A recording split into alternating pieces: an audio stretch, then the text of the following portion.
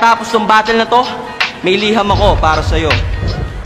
My tea's gone cold, I'm wondering why I got out of bed at all. Dear Looney, kamusta na? Ang bilis ng panahon. Idol kita, dati pa, may buhok ka pa nun. Gano'n na ba katagal? Mga 8 taon magmula nung marinig ko yung critical condition. Grabe, ang galing yung dalawa ni Ron. Parang 2 leon kahit na mukhang timon. Umalis ako sandali, ba't sa aking paglingon nabalitaan ko under na kayo ni Abra ngayon? Nakakalungkot, mali, nakakabuga ng iyong iniinom. Mali, nakakasuka. Kayo ang Cerberus, huwag ka na mag-inasupa.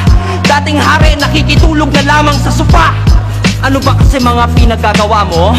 Dating humahamig, asa na lang sa balato. Kaya nagpasakop kasi may napapalato. Umaasa sa iba para magkalaman ng plato. Pero wala akong pake, di ba? Diskarte mo yan. Ang akin lang, hindi ka naman dapat umabot sa ganyan. Bigay mo na rin kaya pati asawa mo sa kanya. Total ayos lang sa'yo, makita pangarap mo, hawak ng iba. Concern lang ako sa'yo, bilang isang fan. Pero kung wala kang pake, ayos lang. Gets kita, matagal na kita kilala. Ang alam mo lang ay presyo, pero di yung halaga. Di ba proud kang adik ka? Hindi mag-adik ka pa sa nagayahin ka ng anak mo, tapos droga, ikamatay nila. Si Emperor at Kenji, kawawa naman. Nakahawa lang kay Abra ng mga kabaklaan. Sayang idol, di tayo naging close. Pero it's all good, okay lang, let's toast. Para sa tatahakin nating different roads. Hanggang sa muli, L, Death Note.